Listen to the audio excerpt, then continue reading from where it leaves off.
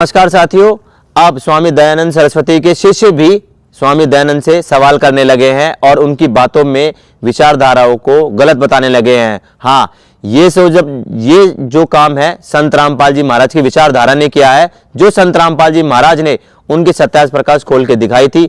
आज उन लोगों ने उस किताबों को पढ़ लिया है और आज एक समर्थक जो स्वामी दयानंद सरस्वती का समर्थक था, वो भी उनकी दो बातों का खंडन कर रहा है जो कि पहले संत रामपाल जी महाराज बता चुके हैं।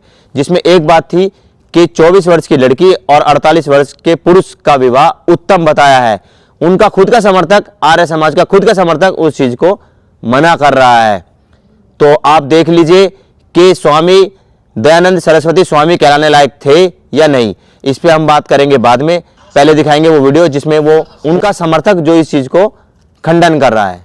स्वामी दयानंद का मैं समर्थन करता हूँ। उन्होंने सामाजिक बुराइयों के खिलाफ आवाज उठाई, पाखंडों के खिलाफ आवाज उठाई, लेकिन उनकी सत्यास प्रकाश में दो बातें मुझे इतनी खराब लगी, मैंने उनका विरोध किया। एक तो उन्होंने लिखा है कि 24 वर्ष की स्त्री और 48 वर्ष के पुरुष को विवाह उत्तम है। तो मैंने कहा भाई ये बिल्कुल अतार्किक है, ये व्यवहारिक नहीं है। दूसरे उन्होंने लिखा है कि स्त्री को बच्चा पैदा होने के बाद केवल 6 दिन तक दूध पिलाना चाहिए, 6 दिन के बाद दूध नहीं पिलाना चाहिए, ये भी गलत है। और उसमें उनके जो शब्द हैं वो ये मानते हैं कि दूध पिलाने से स्त्री का जो सुंदरता है वो नष्ट हो जाती है। वो कहते हैं कि वो दवाई का वो करे, लेप करे स्तन के ऊपर, उससे दूध का स्रावित होना बंद हो जाएगा और वह पुनरपि युवती हो जाएगी। और अगर दूध पिलाना तो धाय रखे। अब आप एक बात गंभीरता से सोचिए कि आप संत हैं, धाय भी तो स्त्री होती है, उसका भी तो सौंदर्य है।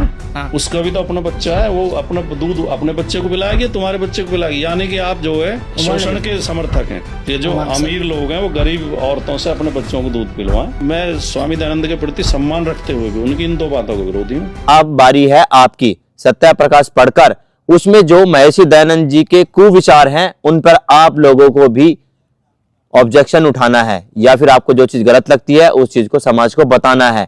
और जो संत रामपाल जी महाराज ने पहले कर चुके हैं, अब संत रामपाल जी महाराज के शिष्य कर रहे हैं। और अब आप लोगों की बारी है, क्योंकि जागरूक होना आप लोगों का अधिकार है और आप लोगों को जागरूक होना चाहिए अपने सदग्रंथों से। वो कोई महर्षि नहीं था। जो लोग सही कहते हैं कि वो नशे में रहते थे और नशे के कारण ही वो ऐसी उलझुल बातें करते थे। अगर आप लोगों को सत्य ज्ञान प्राप्त करना है तो संत रामपाल जी महाराज की शरण ग्रहण करें और संत रामपाल जी महाराज का ज्ञान प्राप्त करें। संत रामपाल जी महाराज का ज्ञान साधना चैनल पर 7:30 से 8:30 सत्संग आता है। सत्संग सुने और संत रामपाल जी महाराज की विचारधारा सुने।